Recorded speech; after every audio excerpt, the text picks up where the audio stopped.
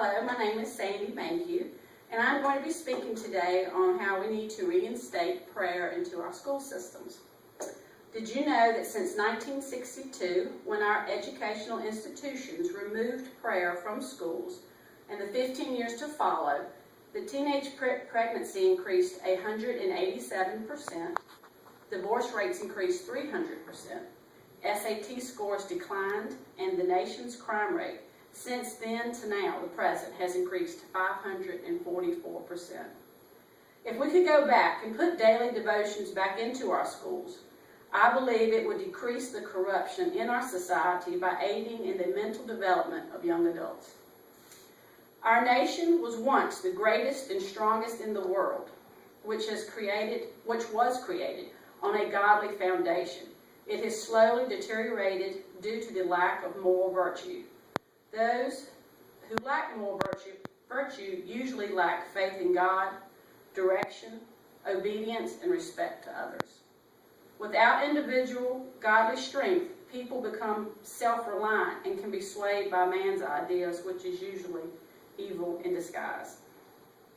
The downward slide of our nation and society's behavior can be traced back to 1962, when the court decision was to remove daily prayer in our schools. In 1980, they removed the 10 Commandments from the hallways being posted. Statistics show crime rate, divorce, pregnancy has all increased rapidly ever since this took place. Our nation needs God now more than ever. Allowing students to participate in a moment of prayer every morning is not a cure for all the nation's problems, but it is one step in the right direction. It would open the door for God to move in our families, our schools, and our country at a greater level. In Matthew 7:24, it states, "A wise man builds his house upon a rock." This means by building a strong, founded life on God's principles, you can be sure that your moral values will be of the utmost respect. Our nation has experienced radical moral decline in family, nation, and there's one way to get our country redirected and reinstate the laws that were placed by our founding fathers of America. Without God being in our lives, for the last 4 decades have definitely proven moral decay. The school may be the only place that some children can escape an unpleasant home life. Now, our schools are war zones. As a nation, we need to step up and vocalize what we want for our school and our children and our country. This will involve strong conviction from people who believe in the Constitution and the Holy Bible.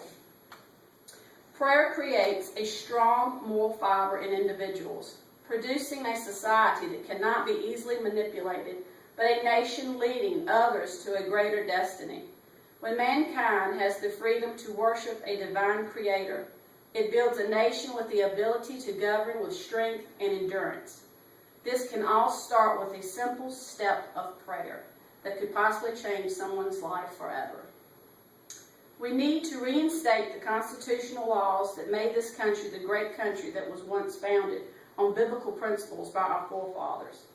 We can reverse the demise of our society if people will stand up for what they believe. I encourage you to not let self-reliant laws continue to corrupt our educational system, and stand up for the godly virtues that promote faith, obedience, and respect. Thank you.